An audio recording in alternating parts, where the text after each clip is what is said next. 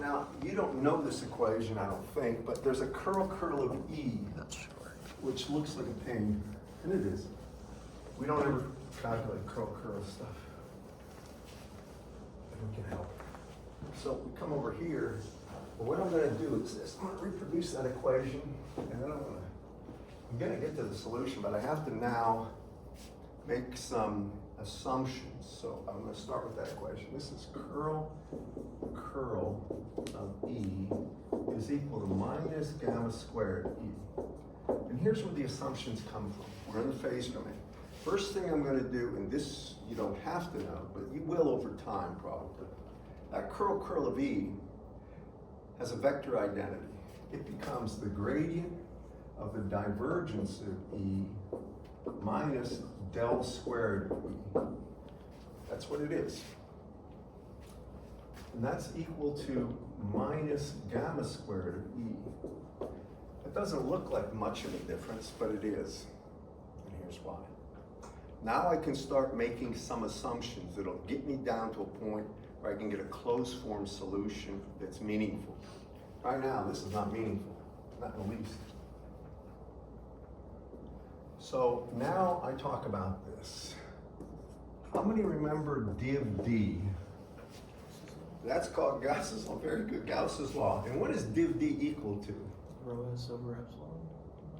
That's E. It's actually what? Rho V. It's the volume charge density. How many remember that? Normally, the way you did it was the integral of d dot ds over a surface is equal to the charge in that surface. Do you remember that? All right, for this one, this is called a point form or differential form. And this is equal to rho V.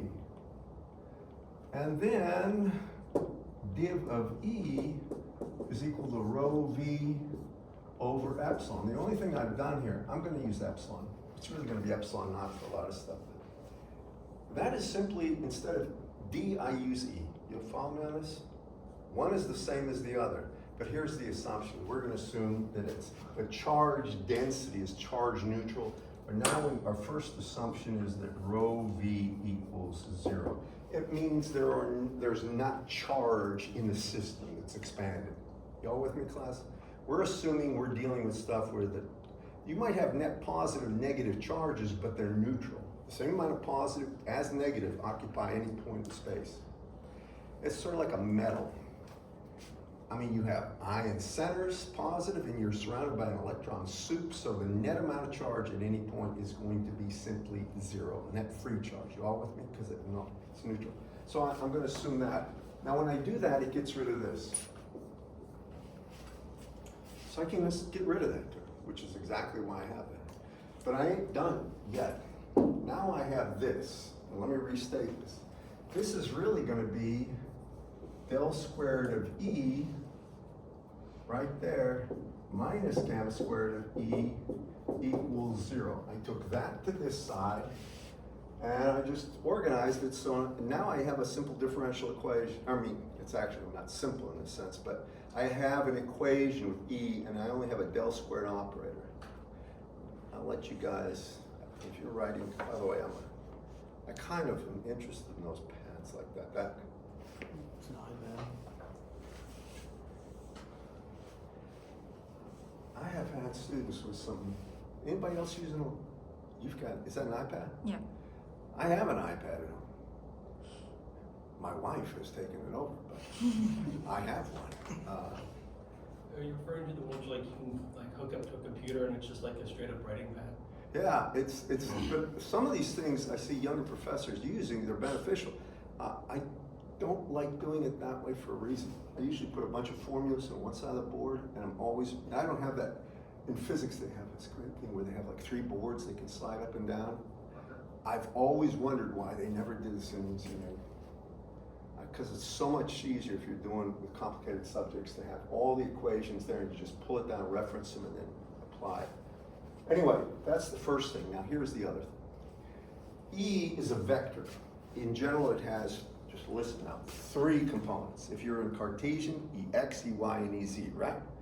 That gradient operator has 3 derivatives for each of those components, which means 9 derivatives. You're going to have 9 equations for this in general. If you break it up, you're going to have The EX term in here will have second derivative of E with respect to X squared plus second derivative of E with respect to Y squared plus second derivative of E with respect to Z squared. That's just for EX. You'd have to do the same thing for EY and EZ. You get 9 different differential equations. No. We want something that we can solve and has meaning. So what we do is this, and this is in Whitmer's book. We're going to assume that we're going to have one electric field term, and it's going to be oriented in the X direction, but it's propagating in the Z direction. Now, this is consistent with the behavior that you observe in the real world. It's called a plane wave, and I'll get to that. So now I'm going to say we're only going to have an EX component, and the only derivative that matters is d dz. Let me expand this.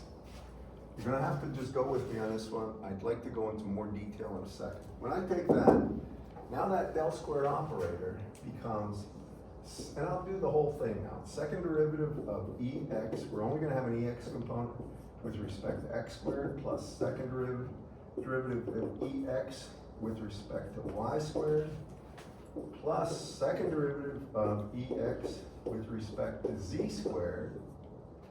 And it's going to be that minus gamma squared EX equals 0. I've just done this one time. This is only going to be the EX component. In general, you're going to have an EY and EZ with these 3 derivatives. With me? I said 9 differential equations. There's actually 9 terms, 9 derivative terms to 3 equations. You all with me, class? But we're assuming that the electric field only is going to vary in the Z direction. It will be invariant in X or Y, which means that derivative and that derivative goes away.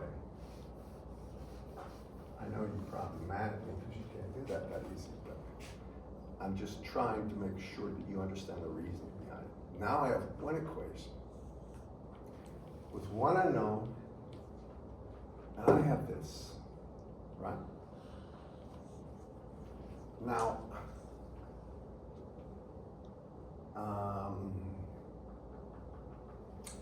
this is a homogeneous differential equation, second order differential equation. Y'all follow me? That gamma squared is a constant. We can do this by something where we just assume a solution EX. This is the way Wentworth does it. Don't write this down, just listen. Wentworth's going to say we can assume EX has the form sum E naught times E to the gamma Z, because it only varies with Z, right? And then you can put it in there, and you're going to get gamma squared minus alpha squared, and all the other terms cancel. How many can see that?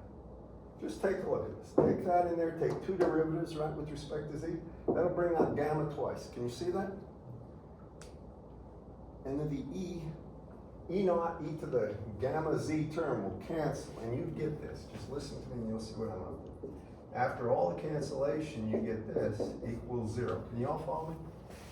That's after you just play around with this. Trust me, it's what you're left with. If you assume this works.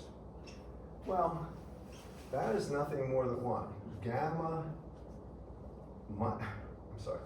Lambda minus gamma times lambda plus gamma equals 0, correct?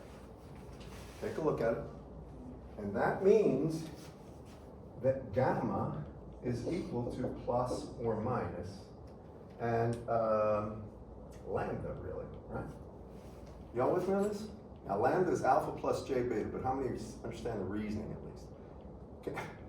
I hope I didn't put you to sleep back there, but I mean, this isn't the most exciting channel.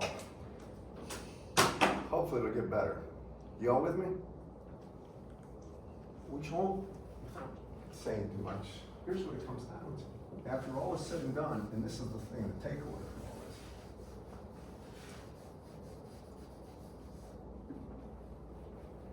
this, is that now we're going to have an electric field that will have the solution sum E naught, and I'll just leave it as E naught plus E to the minus gamma Z, and plus E naught minus E to the plus gamma Z. And this is going to be my E field. This is the phasor domain.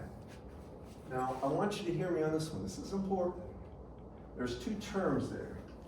This term represents a wave moving in the plus z direction. And this term represents a wave moving in the minus z direction. I'll show you why in a second.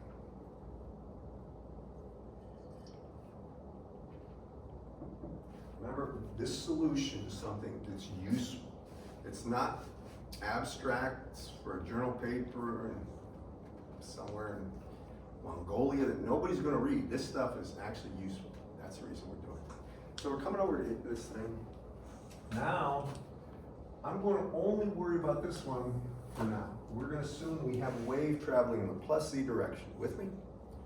Take a look at this, and I have E is actually equal to some E naught. That is just going to be a scalar value. That's going to be E to the minus alpha z times E to the minus j beta z.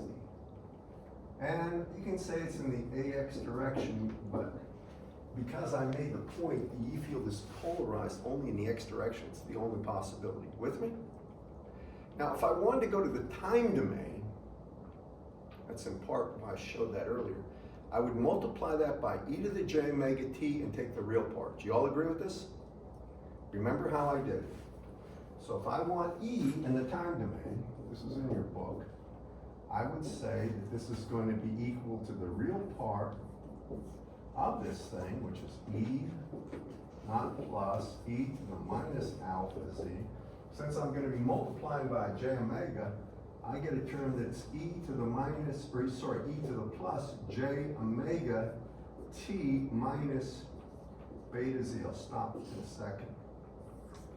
Now, you realize I'm taking the real part of that. If I multiply by e to the j omega t, I can add those two exponentials. Y'all with me? Take a good look. You with me? You see it? You guys in the back? Okay? You're good with this? I got to make sure you can see it. Frankly, I don't know how some people in the back can see this, but you know, more power to you. I wish my eyes were that good. Now, we just got done with this. You know what? When I break this up, see, this E naught is strict real. I can pull that in front. E to the minus alpha z is strict real. There ain't no imaginary terms. You pull that out in front. With me? But, so I can get E naught, and I put plus only indicates the constant for the forward propagating wave. E to the minus alpha z, that's an attenuation constant. And if alpha is anything but 0, the wave is going to be decreasing in magnitude as z gets bigger and bigger. And then I have simply a cosine of omega t minus beta z ax. Now it's propagating in the z direction. I want to show you something too. First, write that down. I want to make sure you see this. For that one, that's an e to the positive j times wt. Yeah, what I'm getting is I take this and I multiply by e to the j omega t. That's the reason it's plus j omega t there. And then I have to take the real part to get it back to the time. That was one of the reasons I did that in the beginning with the phasor graph, because a lot of kids forget this. It seems like it's an obvious thing, but it's not. When you had circuits, I think most of the problems, they had like just like 20 volts at 30 degrees or something like that as a source. They didn't have a time domain form, usually.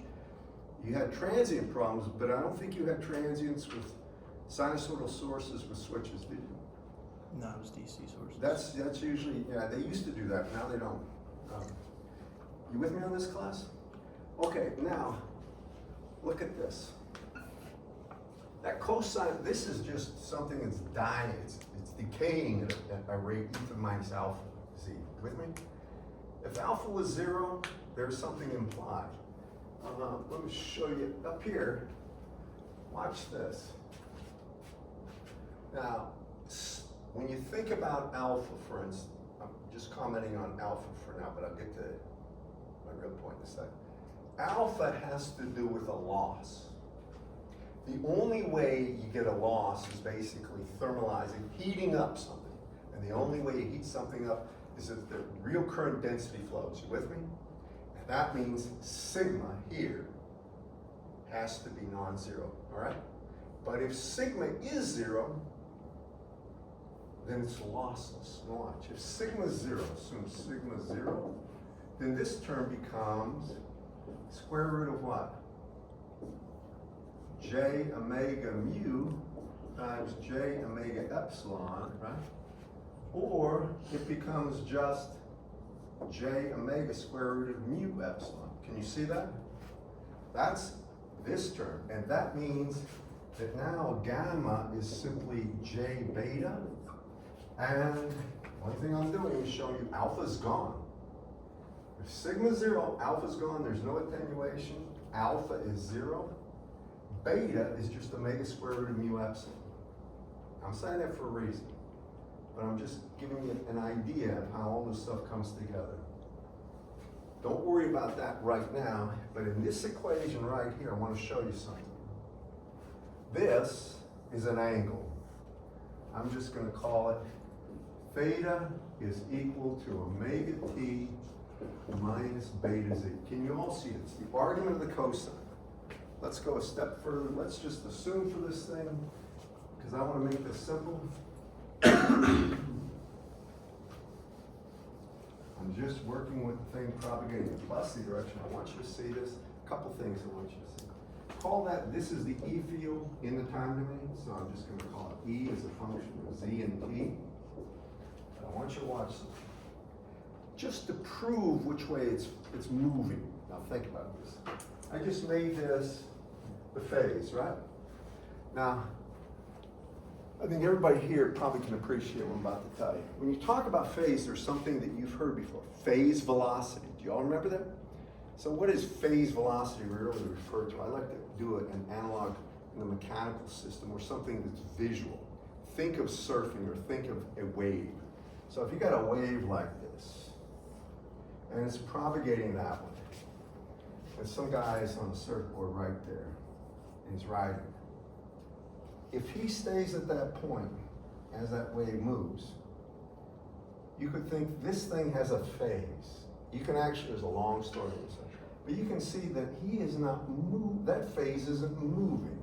So the crest of this wave, if you could write the formal equation, take a time derivative of the phase and set it equal to 0, you would find the phase velocity. Does this make sense?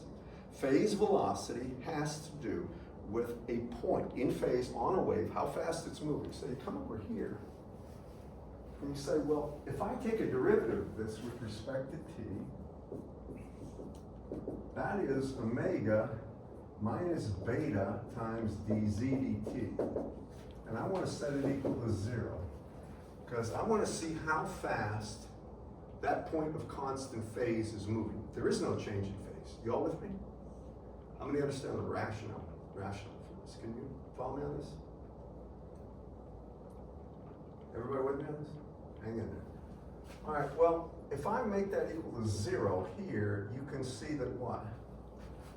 I have minus beta dz dt, take omega to the other side, is minus omega, or dz dt is equal to omega over beta, and that is the phase velocity, v phase. You with me? You'll notice it's positive. If you actually do this, if you take this equation right here, and you can forget about about alpha. If you just looked at this, and you plot this, say t equals 0, get rid of that, just plot cosine of beta z versus z. Increment it, let omega t be equal to 30 degrees. Then plot it, what you would see is that wave moving to the right in positive z direction. That's what you'd actually see. It'd be little pictures that show the wave's progression. This is another way. If that was negative, it'd be going in the opposite direction. Remember that term right here? When you multiply this by e to the j omega t and take the real part, and then look at the cosine part, you're going to get omega t plus beta z. And when you take a derivative of that phase and solve for the phase velocity, it's negative. Okay, now I'm just telling you something. That's the phase velocity right here, omega over beta. How many remember that? A couple of you do? That's the phase velocity. And it's important to understand that. This is a solution to the wave equation for a propagating wave that's a plane wave. And I'm trying to do this in a way that's meaningful to you. So what's a plane wave? Okay, think of it this way, and I try to get a mechanical analog. Electromagnetic waves have a lot of similar properties to actual mechanical or surface waves. If I drop a pebble in a puddle, and I look down there, you'll see a ring, a wave, propagating outward from where that puddle hit, right? And as time goes by, the radius of curvature of this ring of where the actual thing's propagated is getting larger and larger and larger. Finally, at some point, if I'm over here and I'm saying, it looks by the time it gets to this point like a distance short, it's one straight wave, right? It looks like everything's propagating in that direction. The only thing that varies is the height, analogous to the E field in the X direction's magnitude, and it is propagating, in my opinion, just in that direction, which could be positive Z. Y'all with me? So it means you're so far from the source that there is no curvature to worry about of the wavefront. It's so large. The radius of curvature is ginormous. So what's a practical example? You got a radio station in Montgomery, Alabama. It's broadcasting a signal over here. By the time it gets here, if you actually could take a snapshot of the electric field at an instant in time and see the actual vector electric field, you can't really do this, but you can imagine. You would see that that vector electric field is all perpendicular, most likely. I'm just telling you, I'm not going to get into the other possibilities from ricochets off building, but first order perpendicular, and it's all going that way, away from Montgomery, right? And it looks like a wall, all the same. Doesn't vary at all over the width that we're talking about, because it looks like a plane wave. That's what a plane wave is in a nutshell. You're so far from the source, everything looks like it's moving in one direction, polarized in just one direction. That's it. Trying to make it simple for you. Okay, that's the E field. Now, to get the H field, hold on one second. Does everybody own this book? Before I say anything? It's, you know? I have online PDF. Look, I don't, anymore, I don't know what the availability is of these I always like hard copies myself for one reason. I write in. I know I may lose my notes. I used to lose them all the time. Now, most of the stuff that I care about is on OneNote, so I don't lose them. I mean, this is on my own personal projects, not classroom stuff. I like these books, though. This book is not difficult. It's a very basic book. But his illustrations are pretty good. And in chapter 6, where I'm going with this, I basically developed the wave equation. I've told you, we're talking about plane waves propagating in one direction. Remember, it does this in about 3 pages, 4 pages. There's a lot to what he's got there. And I want to make sure you appreciate some of the things that come from this. But now, if that's the E field, we're going to go get the H field. And the way we do it, it's the curl equation. You don't have to worry about it. I'll do the curl for you. But I want to show you this. I want to get to the H field. I showed you how to get phase velocity. I'll show you how to get wavelength and all these other things, but I don't want to do just abstract math. I want to apply it to some of the things that are practical too. I just got to get through the theory. So, next thing we'll talk about, I'm going to work on that side. I'm just going to erase a little of this. Try to erase.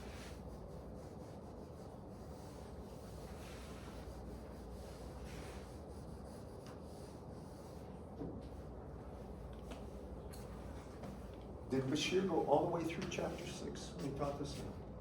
Adele Bashir. What's the end of chapter 6? Well, he basically talks about lossy dielectrics and about reflection from different surfaces. The last thing we learned was doing the curl of the E field to get the H field and like finding mu that way. All right, good. I know a lot of this, you may have seen it before, but it's important to have a good appreciation for everything I'm showing here. So next, I have an E field. This is based on all the assumptions I made before, and it's equal to some E naught. We're only going to look at positive Z propagation for now. It'd be It just simplifies. And it would be E to the minus gamma Z in the AX direction. Y'all with me on this, class? That's the solution to the wave equation with the assumption plane waves. No charges in the media. We're a long way from the source, and it's oriented in the X direction, propagating in the Z. Now, if you think about this, well, curl of E is equal to minus J omega mu times H. Y'all remember, I'm just stating this. This is Michael Faraday's law of induction in the frequency domain. Okay? All right, curl of E is some of the things that I least like doing in crazy dimensions. But curl of E for this one is relatively easy. The way you do a curl, you don't have, this is for Cartesian only, but I'm just going to show you how I do it. I just take AX, AY, and AZ, DDX. This is in the back of your book. Does anybody have your book here? And then we only have EX and 0, 0. This determinant is the definition of the curl of E for the E field we're dealing with. Do you remember this, by the way, class? All right, anybody have a book? If you have a book, look in the, if you could bring them, I'd appreciate it, or get a PDF, because I want to show you where this is in the back of the book, and I'll make comments about what's wrong. And I think there is something wrong with this curl for one of them in the back of this book, which troubles me. But I will always provide you the correct curl if I expect you to do one of these crazy things. You with me? If you look in the back of the book, just open the back cover, and it should be just in there, the curl of E. You see the curl in Cartesian? Yeah. Hope, does he have a determinant or not? I don't know what he's got. Maybe not. I don't think he does have the determinant on this. Don't worry, determinant's the easy way. Now, you remember determinants like this? The simple thing to do is, well, if I have only one term, right? Well, if I take AY DDZ of this, so it's going to be AY times DDZ of EX. I'm just going to leave it as EX. And then it's going to be, if you think about the other thing, it's going to be minus DDY of EX AZ. Can you all follow me with this one? The way you do the determinant, you come down this way, all positive, and subtract from them this way, all negative. How many remember that, basically? I don't know, you got that matrix, what, linear algebra, or I'm not sure where you got, but you got it. I told you the E field only varies with Z, so this term goes away, correct?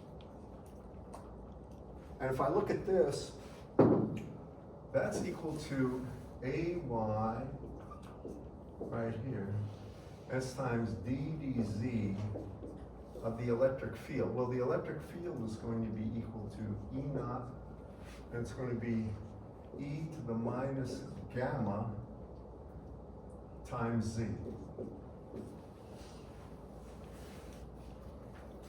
Try to make that a little nicer. If you take a look at this and you do the derivative, that's a DDZ right here. Right, that becomes E naught right here. Now you're going to get a minus right there, gamma, and it's times E to the minus gamma Z. That's the curl of E. Just a little legible. And that's equal to minus J omega mu times H.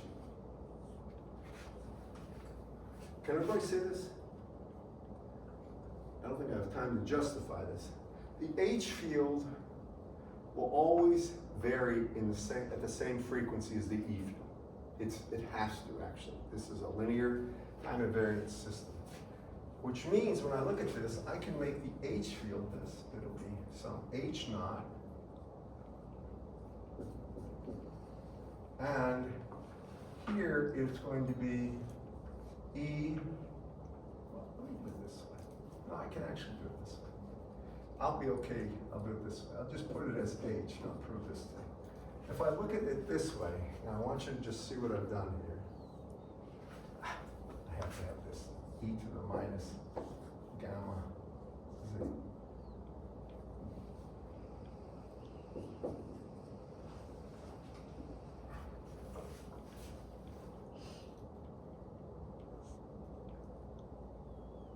Yeah, this minus j omega mu h here, this is going to be h naught e to the minus gamma z. It has to have the same temporal form and spatial variation as the E field. If it doesn't, it's an inconsistent solution. More on this in a bit, but if I come down to here, now I want you to just follow me on this.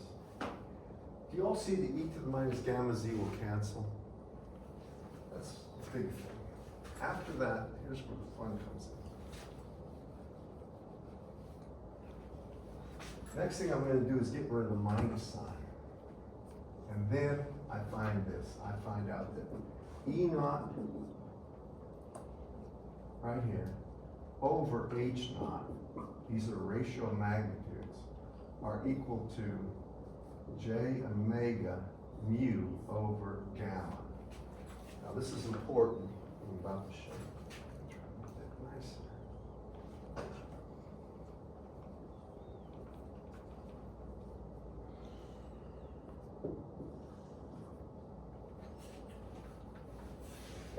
That's equal to J omega mu over, and gamma is the square root of J omega mu times sigma plus J omega epsilon. I'll give it away right here. This is called the intrinsic impedance. The symbol is eta, and actually eta itself, and this is called the intrinsic, get out of your way, impedance of media. I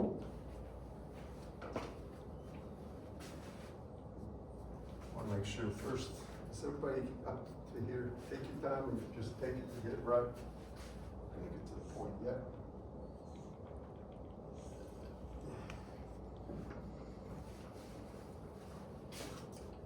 Okay.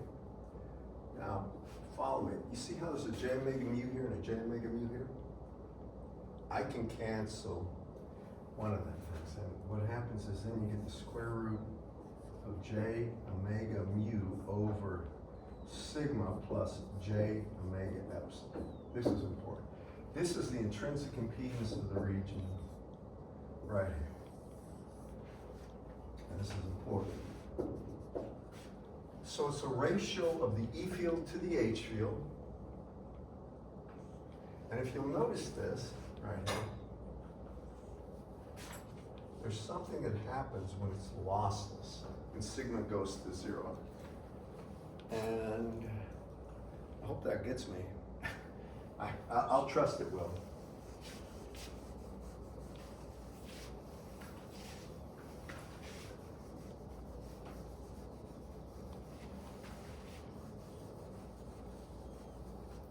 Okay.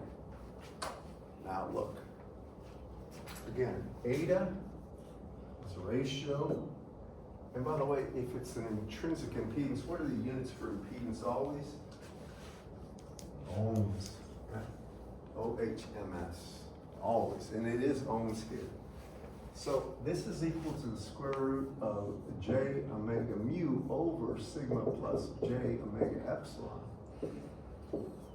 But if you look at it, and this is important, if sigma is equal to 0, and mu is mu naught, epsilon is equal to epsilon naught, then eta is just going to be a square root of mu naught over epsilon naught. And that number is very well known. That's 120 pi ohms, or about 377 ohms. Now that is something you're going to hear all the time. That's the characteristic impedance of free space or vacuum as well as air. Air pretty much is that. Y'all with me, class? When you think about that, that gives you the ratio of E to H. And it's important. And it comes from this, by taking the curl of it. by the way, this is on page 325, what I've just hit. I wanted to get to that. And I'll say this one other thing. If we had an equation, if I did the same exact thing for a negative going wave, y'all hear me on this? This is important.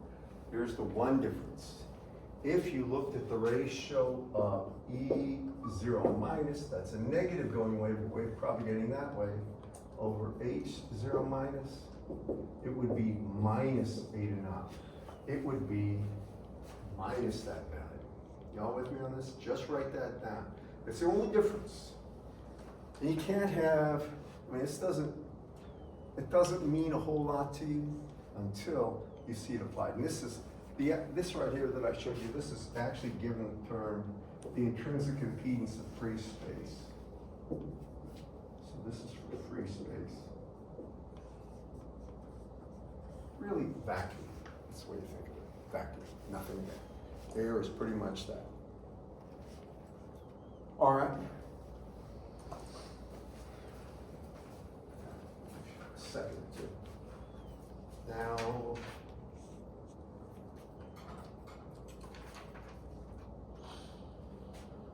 yeah, I'm going to show you a trick. Does it right here hate doing curls? If you don't, I'll give you some homework to do. By the time you're done, you really hate me too. Anytime you cannot have to do some mathematical thing that will drive you a little nuts, don't do it. You're engineers. Earlier today I said about how you don't write differential equations to solve them if you're engineers. You do what's smart. You do everything at phase domain. That's how we do business. We try to find the most logical, straightforward way to get to the solution with the least number of steps that'll give us an accurate, very accurate solution. All right, now, the thing is, instead of doing all those curls, if they're plane waves, write this down, it has to be plane, if plane wave. By the way, almost everything we talk about, with radar and everything else, practically speaking, 99% of it is plane waves. If we don't have plane waves going on, then we're talking about we're talking about like an indoor environment or a chamber, something like this, where it's not practical to talk about very wild generalities of this stuff. If we have a plane wave, which is the whole lot of stuff, we can do something really cool. Then I can say that if you want E from H or H from E and you're in the phasor domain, you can get H, just listen now, it's equal to 1 over that intrinsic impedance, remember we just did that intrinsic impedance, times a unit vector in the direction of propagation that I'm going to have to get through, crossed into the E field. I got to talk about this some more next time. And the beauty is, if you have an H field, like if I had an E field, I wanted the H field, this will do it. AP is just a unit vector in direction of propagation. I got to talk about that more next time.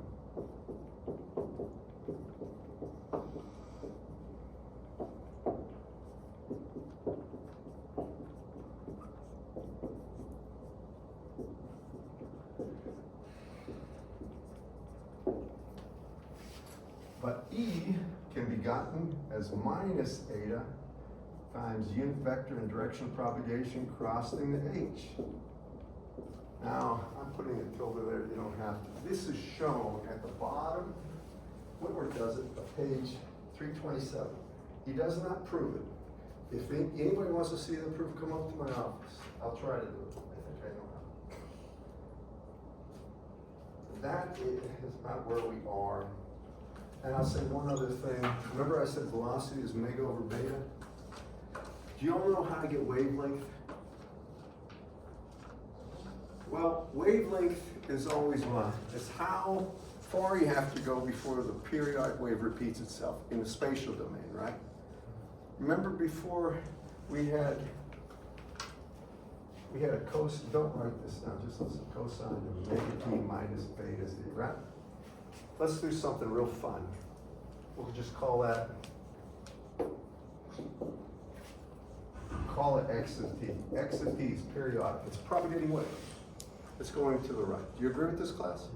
Now we're going to take a look at something that gives away how do you get wavelength. Just listen to me, you'll be okay. Let t go to 0. So now I have x of t. You don't need to write this down, just listen.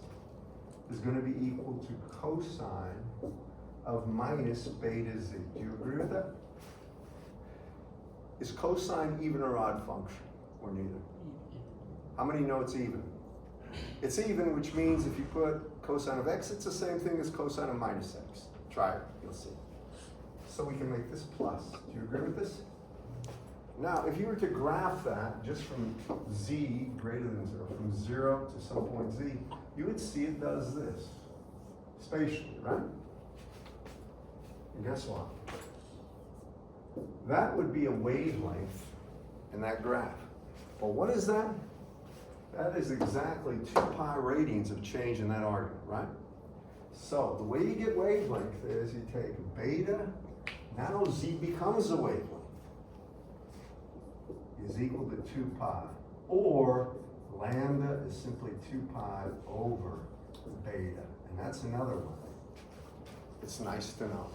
I don't know if you remember in physics, but these are the tricks. I remember these things, I've taught this course plenty of times, but the key is knowing where the actual, you might see the idea comes from. Phase velocity, it comes from the argument of phase, and how fast it's moving. Wavelength, how long does it take for a periodic wave to repeat itself? It's all in space, not time. Time, it's called a period, right? How do you get the period?